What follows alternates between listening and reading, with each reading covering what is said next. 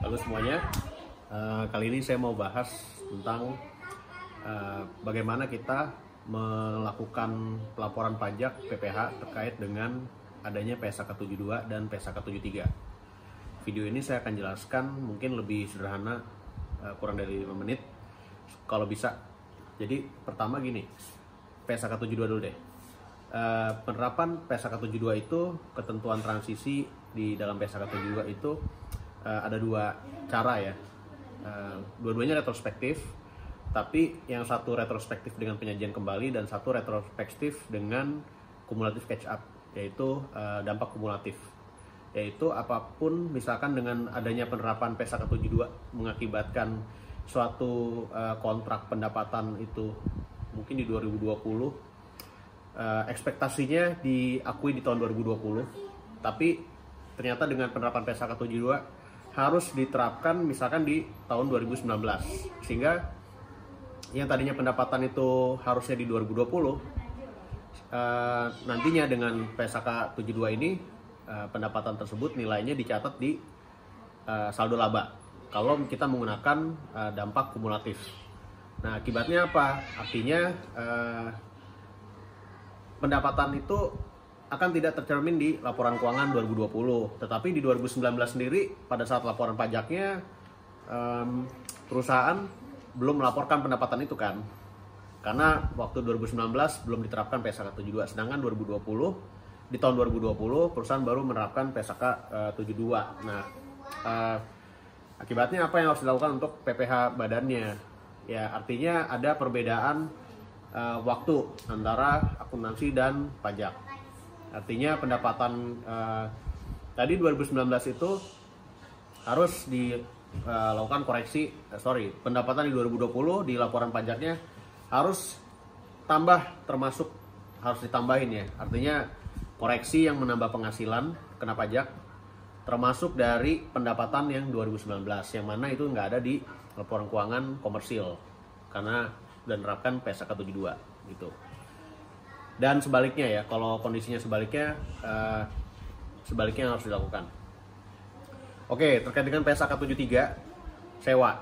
Jadi kalau sewa, perbedaannya kan gini, kalau di PSAK 73 sewanya itu lebih rigid ya. Jadi dibandingkan dengan PSAK sebelumnya, di 73 kriterianya lebih sedikit kemungkinan sewa itu bisa masuk sebagai operating lease, sebagai sewa operasi, sehingga ada kemungkinan sebagian besar sewa akan dicatat sebagai sewa capitalized finance lease, capitalized lease. Sewa apa sih itu istilahnya?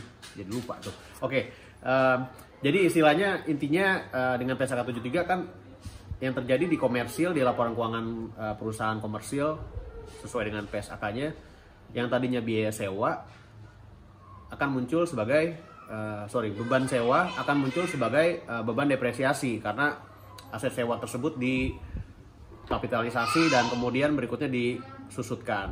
Nah, oke. Nah, kan berbeda tuh. Sedangkan menurut pajak beban sewa terkait dengan leasing ada peraturan pajaknya sendiri. Terakhir kalau nggak salah tahun 90 atau 2000-an awal, dan belum pernah diupdate deh kayaknya setelah itu. Jadi yang masuk sebagai sewa aset capitalist menurut pajak ketentuannya berbeda dengan PSAK, sehingga ada kemungkinan jika berbeda maka pajak akan tetap mengakui beban sewa pada saat pembayarannya, tergantung jumlah dari pembayaran. Artinya nanti di komersilnya akan tercatat beban depresiasi, penyusutan, dan beban bunga untuk penerapan PSAK 73. Sedangkan menurut pajak yang boleh diakui bebannya, biayanya adalah biaya sewa, pembayaran sewa gitu. Jadi nanti akan ada koreksi lagi. Ya, mungkin ada koreksi waktu, perbedaan waktu antara jumlah yang dibebankan di komersil terkait dengan transaksi sewa tersebut dengan transaksi sewa menurut fiskal gitu.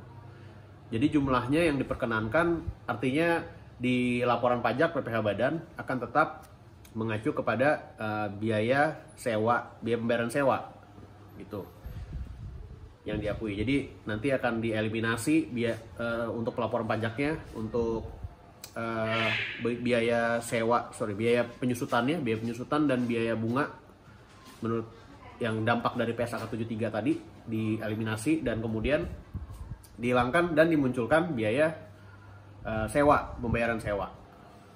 Jadi itu kurang lebih secara singkat dampak dari PSAK 72, 73, bagaimana perlakuan perpajakannya gitu ya. Khususnya dalam pelaporan pajak tahun 2020 nih, tahun 2021 sekarang. Gitu. Semoga video ini bermanfaat. Kalau Anda suka dan merasa video ini informatif, subscribe, like, dan komen. Terima kasih sudah menonton.